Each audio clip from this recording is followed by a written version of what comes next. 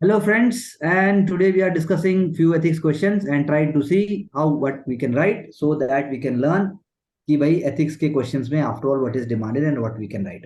So we are taking up couple of questions and we'll try to see what different sincere aspirants write and what is actually required or not. तो पहला question है constitution morality 30 word में निकला है। 30 word में तो आदमी का दिमाग चलना शुरू होता है जब तक 30 वर्ड खत्म हो जाते हैं।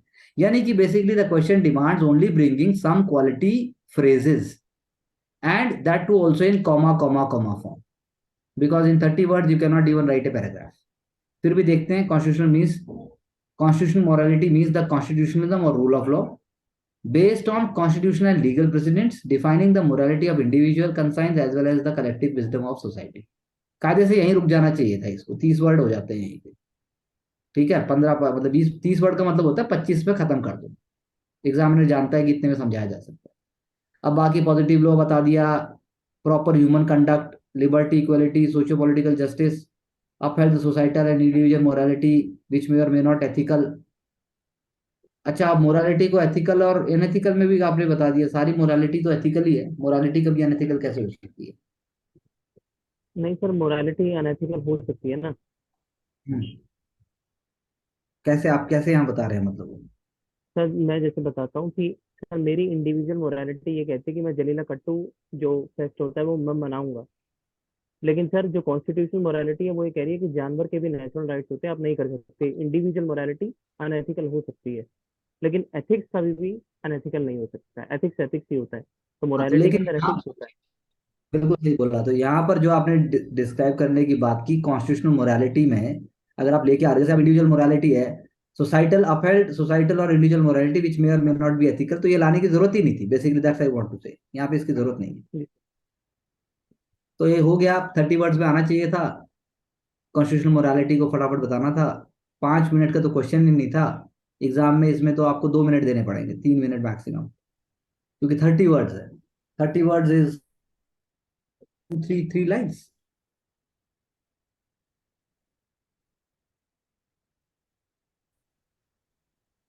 आगे चलिए।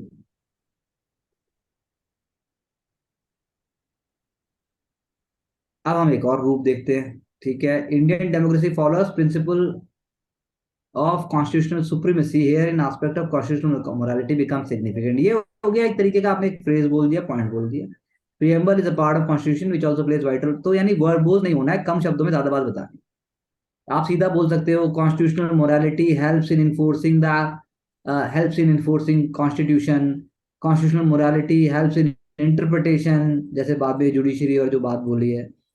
Constitutional morality can only be upheld through due process of law. बस हो गया, बाकी सबकी कोई वो वैल्यू ही नहीं है। फेयर एंड जस्ट एलिमेंट्स आ गए, बस बात खत्म। तो यानी कि कम शब्दों में बताना है, फोकस करके बोलना है और क्लैरिटी से बोलना है। ये ज्यादा है, इतनी रिक्वायरमेंट भी नहीं है, क्योंकि एग्जामिनर आपको चाहता है कम से कम टाइम में मैक्सिमम आप कैसे सोच सकते हो, जो कि मैं आपको अभी बता भी रहा था। 3 मिनट में आप मैक्सिमम कैसे कॉन्सेप्ट को एक्सप्लेन कर सकते हो। चलिए नेक्स्ट,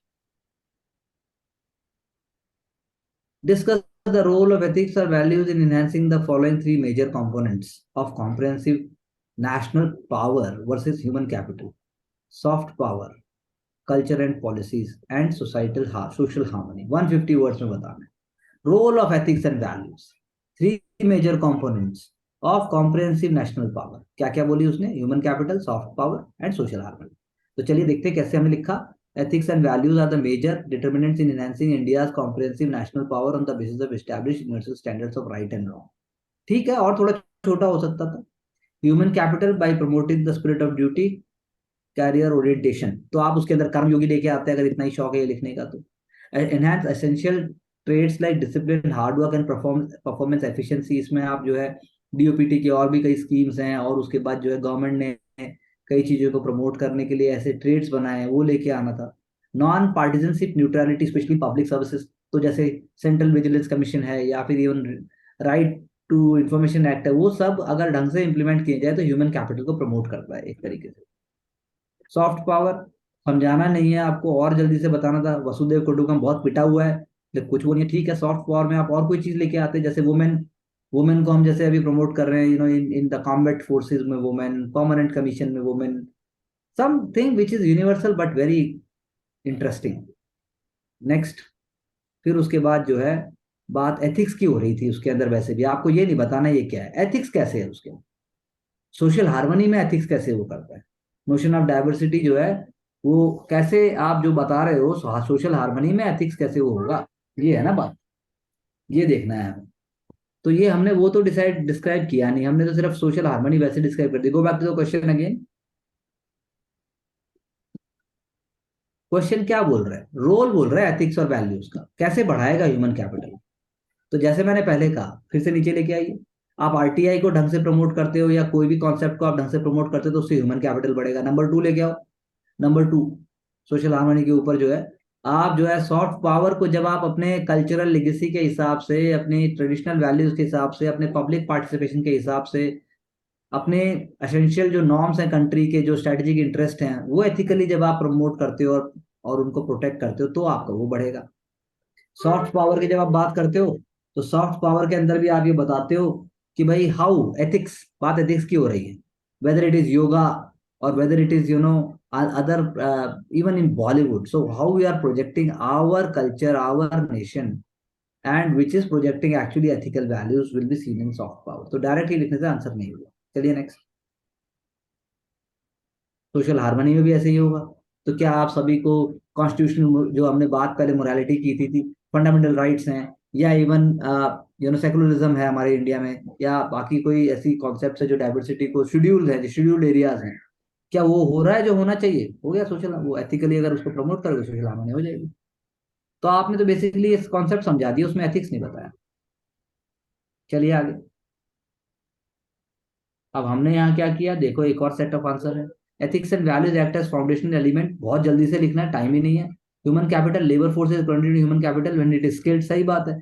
आप स्किल्ड, तो आप स्किल्ड ह्यूमन कैपिटल की बात करते हो, तो उसकी जो प्रोग्राम्स हैं, उसकी जो फंडिंग है, वो सब आप जब प्रमोट करोगे एथिकली, जैसे आपने लिखा है responsible usage of skills, accountability given the pace of technological changes, बिल्कुल सही बात है। Usage of biotechnology in health care, ethical usage of artificial intelligence, wonderful example, this the second example is wonderful. Soft power में भी integrity, respecting sovereignty, सही बात है। और नीचे आइए, ग्लोबल इमेज सेंडिंग, उसके बाद जो है बुद्धिज्म बोला, ठीक है थोड़ा सा वेग है लेकिन ऑन ट्रैक है, थोड़ा छोटा और फोकस हो सकता था। नेक्स्ट चलिए। सोशल हार्मनी के अंदर भी आपने जो है मतलब अफगानिस्तान सीरिया, सही बात है, वहां तो नहीं दिखाई दे रही है वायलेशन ऑफ ह्यूमन राइट्स है, बिल्कुल ठीक बात है। तो एब्सेंस मत होता, प्रेजेंस कैसे हो सकती है इसकी बात करो। बाकी क्योंकि क्योंकि एथिक्स के आंसर के अंदर कोई इंट्रोडक्शन और इसकी कोई बहुत ज्यादा वो नहीं रहती है, because there is less time and because you to write large number of case studies also. चलो next. Distinguish between laws and rules, discuss the role of ethics in formulating them. बहुत अच्छा, सिंपल क्वेश्चन है, direct. Laws are formal, institutional and legal precedents to ensure obedience in society, बिल्कुल ठीक बात है। Distinguish करना है, they have statutory backings in legislature of the country, uniformly applicable basis the collective wisdom based on rationality, are coercive in nature, non-obedience lead to punishment, promotes civicness and order in society, बिल्कुल सही बात है। Laws बता दिया आपने, positive, constitutional, natural and negative laws. As rules are more of informal, varies with society, organization to organization, based on individual morality, which may not ethical, दोबारा वही आया, rules of orthodox versus rules of liberal, dress code in temple. तो example और आने चाहिए, example नहीं आ रहे हैं, थोड़ा सा वो ज्यादा होना चाहिए। चलिए नेक्स्ट। तो rule promote stability and rise, where example आने चाहिए अच्छे अच्छे, और अच्छे अच्छे जो मतलब कि आपको एग्जामिनर को एकदम बता सके कि yes I am very much aware, क्योंकि उसको डिस्टिंग्विश करने के लिए फट से आपको इलस्ट्रेशन देना पड़ेगा। Fair ethics, fair based on universal ethical established standards helps in formulating both rules and laws in following manner, provides both the moral sanctity, justifies on the basis of ethical conduct, links with the established standard like religion and customs, ensure justice and fairness, बिल्कुल ठीक बात है, track पे है लेकिन theoretical है, जैसा मैंने बोला कि क्वेश्चन पे चलिए, क्वेश्चन पे चलिए। It is demanding, discuss the role of ethics in formulating them, laws and rules को फॉर्मुलेट करने में एथिक्स का क्या रोल है। अगर एथिकल लॉज नहीं होंगे, रूल नहीं होंगे, तो क्या हो जाए, ये वाला एलिमेंट डायरेक्टली दिखना चाहिए। चलिए आगे। तो अब इन्होंने क्या किया, इन्होंने रॉल्स और रूल्स को intricately related to each other, thin line of difference, ये अच्छा तरीका है बताने का वैसे। लॉ स्ट्रक्चर हो गए, रूल्स आर कंपोनेंट ऑफ, इन्होंने बता दिया ऑफ इन लॉ। ब्रॉड हो गए, can be amended, they are used to make laws more effective, they are derived from law, ethics forms an important component. ठीक है, चलिए आगे। विदाउट क्वेश्चन को कम से कम डायरेक्ट एड्रेस किया, rules and laws without ethics would be irrelevant. बहुत बढ़िया, देखो एनवायरमेंटल प्रोटेक्शन लैकिंग, ये ऐसे करके स्ट्रक्चर होना चाहिए। आगे चलो।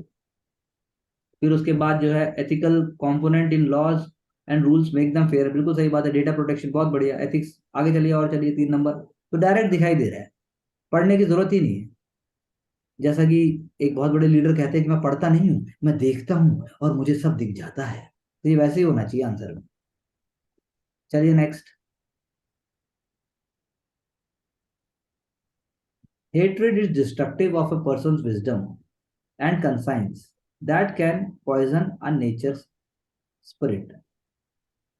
Do you agree with the view? Justify your answer. 150 words. Hatred is a sign of weakness and impure character and human conduct. सही बात है, harms not only India but society at large. Both Western and Jain Indian philosophies have considered this as a negative element of human trait which should be eliminated at large. तो कह रहा है, do you agree with the view? Justify your answer. तो पहले आप ले आओ कि आई बिलीव। जहां आप जैनिज्म बुद्धिज्म की बात कर रहे हो तो आपको आई में लेके आना पड़ेगा, डू यू बिलीव या I agree, I don't agree, ऐसे करके होना पड़ेगा। It can be agreed upon, ऐसे लाना पड़ेगा। India won freedom not by the hatred of Britishers but by opposing them via constitutional and liberal methods. Gandhi says no hate for evildoer but soul never hates. Indian school of thought prescribes various ध्यान yoga etcetera to suppress. हाँ, वो तो अलग बात हो गई। But do you agree, question देखो, question दिखाओ।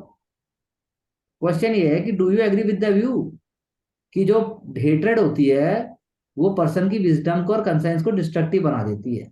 It is against the person, it is a poison, ऐसा करके बात हो रही है। तो आप उसको जस्टिफाई करो और उसमें आप लेके आओ कि कैसे दुर्योधन के समय से लेकर और कैसे फिर जो है आताताई हुणास भी जब इंडिया में आ गए, या कैसे अशोक भी हेट्रेड से कुछ नहीं पा पाए, कैसे ब्रिटिश ने भी हेट्रेड की लेकिन finally they had to retreat from India.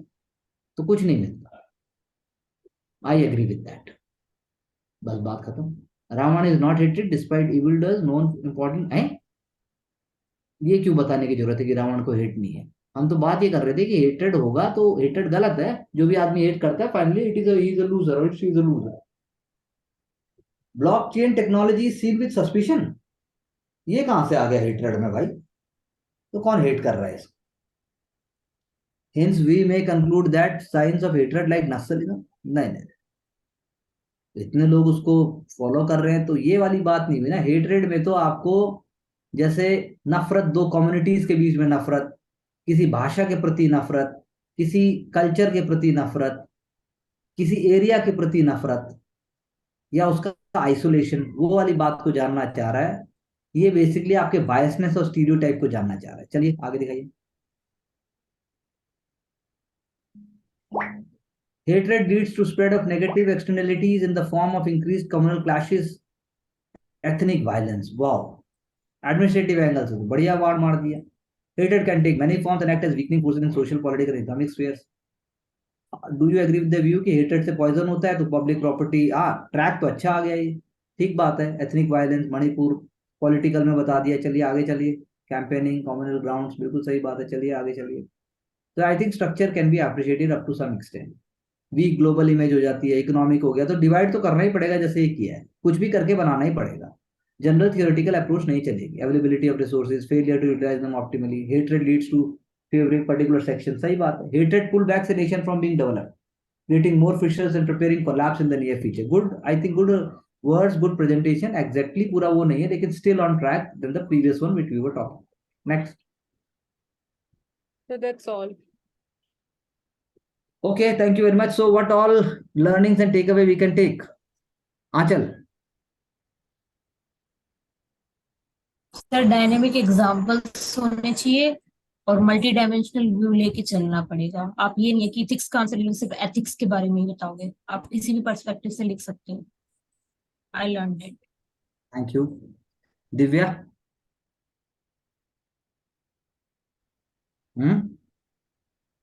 Sir questions की अप्रोच को देखकर मल्टीपल टाइप्स के क्वेश्चन दिए जा सकते हैं, जैसे डिवाइडेड है इकोनॉमिकली, पॉलिटिकली, तो इस तरह से व्यू पॉइंट बनाकर एक स्ट्रक्चर बनाकर तैयार किया जा सकता है।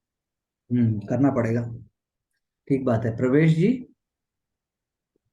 सर थोड़ा थ्योरेटिकल एंगल से हटके थोड़ा एडमिन पर्सन की तरह आंसर लिखना पड़ेगा। और और सर थोड़ा ब्रॉड होकर ज्यादा चीजें आंसर में आए तो अच्छा है। सही बात है। आपको क्या लगा मानसी जी? सर मेरे को थोड़ा स्क्वीज डाउन करने पे और फोकस करना है, मैं ज्यादा इलेबोरेट कर देती हूँ, कीवर्ड ज्यादा यूज करने हैं, और अगेन जो एग्जांपल्स है वो प्रैक्टिकल रहे तो ज्यादा बेटर रहेगा, प्रेजेंट टाइम से ज्यादा रेलेवेंट जो चल रहा है, और मतलब मेयरली थियोरेटिकल नेचर में हेल्प जितना डिवाइड कर सकते हो उतना डिवाइड करो। डिवाइड करो। Good takeaways and good learnings, and I'm sure you people will keep on practicing in the right direction and also putting your best without compromise. Thank you very much.